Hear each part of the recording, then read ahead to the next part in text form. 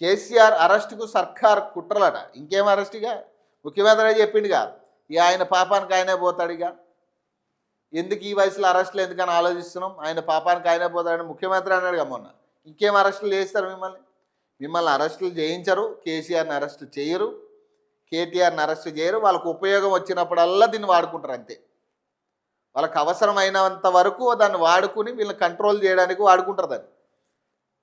ఇది కంప్లీట్ ఒక సర్కిల్, ఇది కేంద్ర ప్రభుత్వం చేస్తున్న సర్కిల్ ఇదంతా. కేవలం ఈ కేసులు పెట్టి వీళ్ళని కంట్రోల్ చేయాలంతే. రాష్ట్రంలో వీళ్ళని కంట్రోల్ చేసి వాళ్ళ గ్రిప్లో పెట్టుకోవడమే ప్రధాన ఎజెండా. ఇది రేవంత్ రెడ్డి ప్లాన్ కాదు, ఇదంతా కూడా బీజేపీ మోదీ ప్లాన్ ఇదంతా. ఎందుకంటే పక్క రాష్ట్రంలో మనం చంద్రబాబు నాయుడు విషయంలో ఇదే చూసాం మనం. అప్పట్లో చంద్రబాబు నాయుడు ఎన్డీఏ కూటమిలో కలవనని చెప్తా ఉంటే అతన్ని అరెస్ట్ చేయించి జైల్లో దీన్ని డెసిజన్ తీసుకున్నారు.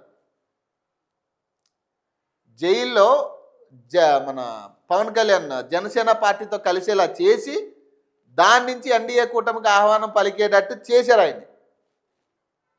ఇది మొత్తం సర్కిల్ ఎక్కడి నుంచి నడిచింది, సెంట్రల్ గవర్నమెంట్ నుంచి నడిచింది. అదే పరిస్థితి ఇప్పుడు తెలంగాణ రాష్ట్రంలో తీసుకురావడానికి ఇదంతా ప్లాన్. ఇవన్నీ కూడా తూతు మంత్రం, ఇదంతా కూడా ఎవరి పేరు రాదు బయటికి. కేవలం ఇదిగో కేసీఆర్ని అరెస్ట్ చేయబోతున్నాం, ఇదిగో కేసీఆర్ పేరు వచ్చింది, కేసీఆర్ పేరు మీద ఒక ఛార్జ్షీట్ చేశారు. ఇదంతా కేవలం ఒక 6 నెలలకో 7 నెలలకో ఒకసారో అట్లా వదులుతారనమాట. ఎందుకు, వీళ్ళ కంట్రోల్ అవ్వాలి కాబట్టి. ఏదన్నా కొంచెం వీళ్ళు తోక ఆడించారు అనుకో, ఇమీడియట్గా ఒకసారి అరెస్ట్ చేసి లోపల పాడేసి లోపల మాట్లాడతారా డీలీగా. ఇక నువ్వు బయటికి రావాలంటే ఇక మాతో కలవాలి, ఇక ఎన్డీఏలో నువ్వు కూడా రావాలి, లేదా నీ పార్టీతో మాకు పొత్తు కావాలి అక్కడ. ఇది అక్కడ డీల్ జరుగుతుంది అన్నమాట.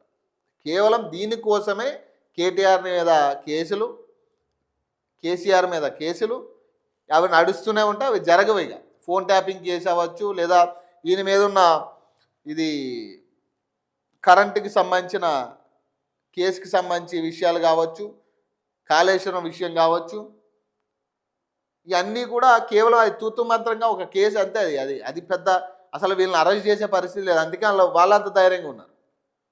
ఇంటర్నల్ లాబింగ్లు జరుగుతూనే ఉన్నాయన్నమాట.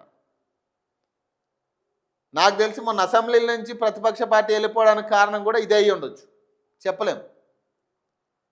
మరి ప్రతిపక్ష పార్టీ లేకుండానే 13 జీవోలు రిలీజ్ చేయడం ఏంది? ప్రతిపక్ష పార్టీయే లేకుండా 13 జీవోలు రిలీజ్ చేసి కనీసం దాన్ని వ్యతిరేకించేటోళ్ళు కూడా లేరు, దాని ఇంటర్నల్ ఇష్యూలు చెప్పేటోళ్ళు కూడా లేదు ప్రజలకి.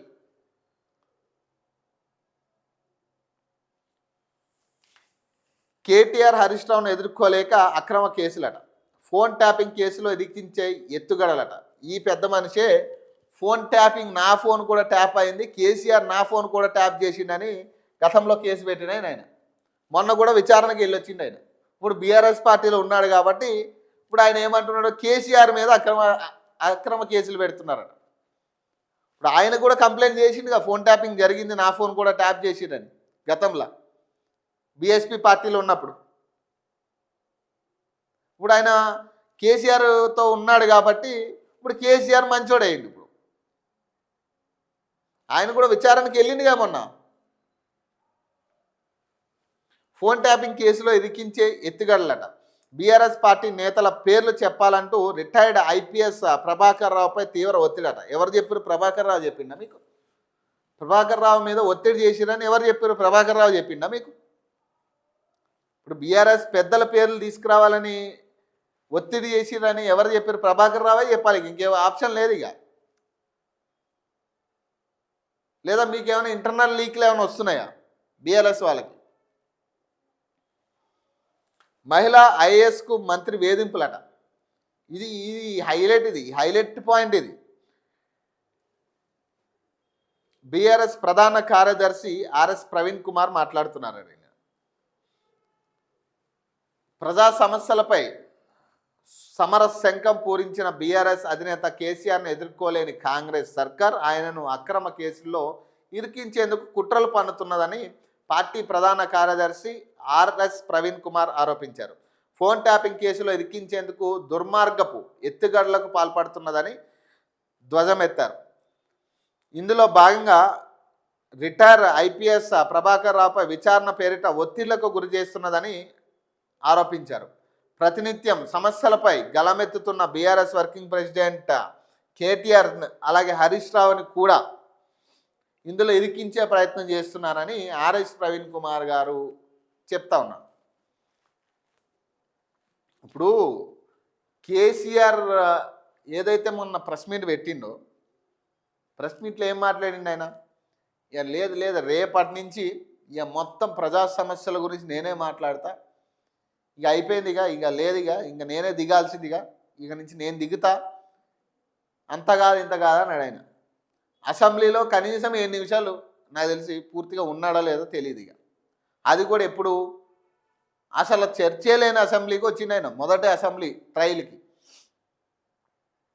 అంతే, ఇక అసెంబ్లీ ఖతం. రెండో రోజు అయితే ఇక మొత్తం బీఆర్ఎస్ నాకు తెలిసి ఒక 5-4 గంటలు ఉన్నారేమో బీఆర్ఎస్ వాళ్ళు. ఇక అంతే, వాళ్ళు కూడా ఖతం, ఇక జంప్, బాయ్కాట్, మైక్ ఇవ్వట్లేదని. ఇక్కడ విషయం ఏంటంటే, ఇప్పుడు ప్రజల కోసం మాట్లాడాల్సిన ప్రతిపక్ష పార్టీయే అక్కడ లేనప్పుడు ఇక ప్రతిపక్ష పార్టీ మాకు ఎందుకబ్బా? ఇప్పుడు కేసీఆర్ ఎందుకు, కేటీఆర్ ఎందుకు, మాకు హరీష్ రావు ఎందుకు? ప్రజల తరపు నుంచి మాట్లాడాల్సిన ప్రతిపక్షం అక్కడ లేనప్పుడు, మా సమస్యల మీద మాట్లాడతలేనప్పుడు ఎప్పుడు ప్రెస్ మీట్లో మాకు అవసరం లే. మీరు ధర్నాలు చేసి ప్రెస్ మీట్లు చేయాల్సిన అవసరమే లేదు. మీరు అసెంబ్లీ ముఖంగా మాకు రావాల్సిన సమాధానాలు మీరు ఇప్పగలగాలి. అంతేగాని మీరు ప్రెస్ మీట్లు పెడితే మాకేం ఒరుగుతుంది? మాకేం ఒరగదు. పైచీలకు ఇప్పుడు నిరుద్యోగులు చూసినట్టు మమ్మల్ని కూడా ఒక దోషిలా చూస్తూ ఉన్నారు. మీరు రైతుల తరపున కొట్లాడితేనేమో రైతుల్ని దోషులు చేస్తూ ఉన్నారు, తాగుబోతులు చేస్తూ ఉన్నారు. మహిళల పట్ల కొట్లాడితేనేమో మహిళలను దోషులు చేసి వాళ్ళని కూడా ఇబ్బందులు పెట్టే ప్రయత్నం, అరెస్టులు చేస్తూ ఉన్నారు. రిటైర్ ఎంప్లాయీస్ మీ తరపున మీరు కొట్లాడితే రిటైర్ ఎంప్లాయీస్ని దోషులు చేస్తూ ఉన్నారు.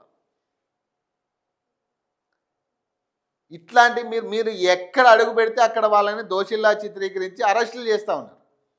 అంతే తప్పితే మీరు అసెంబ్లీలో మాట్లాడాలి, అసెంబ్లీలో మాకు రావాల్సిన సమాధానం మీరు ఇప్పగలగాలి. లేని పక్షాన్ని మీరు అనవసరం, మాకు పార్టీ ప్రతిపక్ష పార్టీ అనవసరం, మాకు అవసరమే లేదు. ఇవన్నీ మేము క్వశ్చన్ చేసుకునే పరిస్థితి ఉన్నప్పుడు ఇక మీరెందుకు? మీరుండి ఉపయోగం ఏముంది మాకు? మీనాక్షికి